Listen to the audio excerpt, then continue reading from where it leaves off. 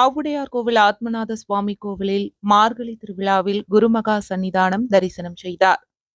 ஆவுடையார் கோவிலில் மிக பழமையான ஆன்மீக சிறப்புமிக்க ஆத்மநாத சுவாமி கோவில் உள்ளது. இக்கோவில் பாண்டிய மன்னரிடம் முதலமைச்சராக இருந்த மாணிக்கவாசகரால் கட்டப்பட்ட திருவாசகம் பிறந்த கோவிலாகும். இக்கோவிலில் கடந்த 3ஆம் தேதி முதல் மார்கழி திருவாதிரை திருவிழா கொடியேற்றத்துடன் நடந்து வருகிறது. விழாவின் முக்கிய நிகழ்வான 7ஆம் நாள் திருவிழாவை முன்னிட்டு நேற்று திருவாவடுதுறை 24வது குருமகா சன்னிதானம் அம்பலவான தேசிக பரமாச்சாரியார் சுவாமிகள் கோவிலுக்கு வந்தார். அவரை நம்பியார்கள், சிவாச்சாரியார்கள் பூரண கும்ப மரியாதையுடன் வரவேற்றனர்.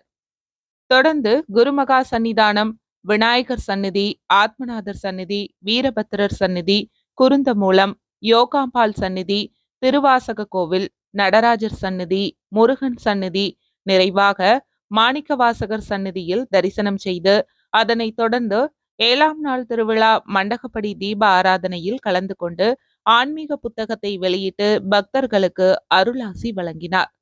தொடர்ந்து குருத்தோலை சப்பரத்தில் மாணிக்கவாசகர் சிவபெருமான் அலங்காரத்தில் வெள்ளி இடப வாகனத்தில் அமர்ந்து வீதி விழாவில் காட்சி கொடுத்தார். மண்டகப்படியை குளத்துக்குடியிருப்பு சின்னமுத்து உடையார், பட்டமங்கலம் குணசேகரன் குடும்பத்தினர் மற்றும் திருக்கோவில் சார்பில் நடந்தது.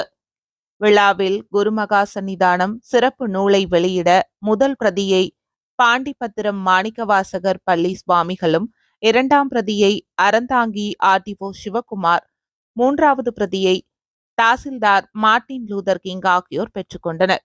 விழாவில் தலைமை மட ஆதீன மேலாளர் ராஜேந்திரன், மயூரநாதர் கோவில் கண்காணிப்பாளர் குருமூர்த்தி, சுசீந்திரம், வீரநாதன், ஆதீன புலவர் குஞ்சிதபாதம் கூட பலரும் கலந்து கொண்டனர்.